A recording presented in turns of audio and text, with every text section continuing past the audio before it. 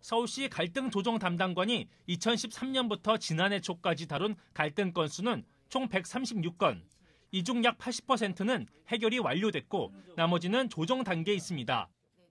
갈등 내용을 보면 서울시의 사업과 관련한 사안이 적지 않은데 실제로 서울 시민들은 이들 갈등이 심각한 수준인 것으로 보고 있습니다. 서울시 갈등 조정 담당관이 지난해 12월 초 서울 성인 남녀 1,000명을 대상으로 조사한 결과를 보면 서울시 사업과 관련한 공공 갈등이 심각하다고 답한 시민은 전체 응답자의 45.8%를 기록했습니다. 갈등이 가장 심각한 분야는 재건축, 재개발 문제가 끼어있는 주택 분야가 꼽혔으며 다음으로 프랜차이즈 문제나 일자리 문제가 포함된 경제 분야가 꼽혔습니다. 그런데 최근에는 시의 사업과 상관이 없는 민간 영역의 갈등에 대해서도 시의 관여나 조정을 요구하는 건수가 늘고 있어 시의 행정 부담이 더욱 커지는 추세입니다. 그 민간 기업이 어떤 그 물류센터나 아니면 백화점이나 쇼핑몰이나 이런 걸 지으려고 해도 인근 주민들에게 반대하게 되면 그거를 인허가권을 갖고 있는 구청이나 시청의 문제 해결을 바라세요. 정부라고 하는 곳은 민민 갈등에도 어느 정도의 역할을 해줘야 된다.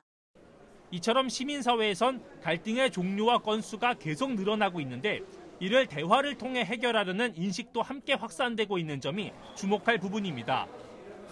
서울시의 이번 조사 결과를 보면 응답자의 39.8%는 갈등이 사회 발전에 긍정적이라고 응답했고 이는 부정적이라고 답한 32.5%보다 많았습니다. 법대로 일을 절차대로 제대로 했다 할지라도 그 인근 주민들이 반대하면 끝까지 좀 대화로 먼저 해보는 게 좋겠다.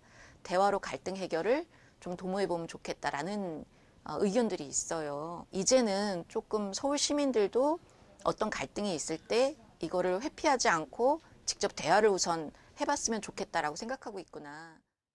물론 시민들의 일상에서 겪는 모든 갈등을 들여다보면 직장 내 갈등이 37.5%로 가장 많고 가족 간 갈등이 18.4%로 그 뒤를 이어 개인적 차원의 갈등이 훨씬 크게 자리하는 것으로 나타났습니다. 시민들이 가장 큰 부담을 느끼는 갈등은 결국 일상에서 벌어지는 경우가 많은 만큼 이들 갈등을 줄여주기 위한 공공의 역할도 더욱 그 영역을 키워야 할 것으로 보입니다. TBS 이강훈입니다.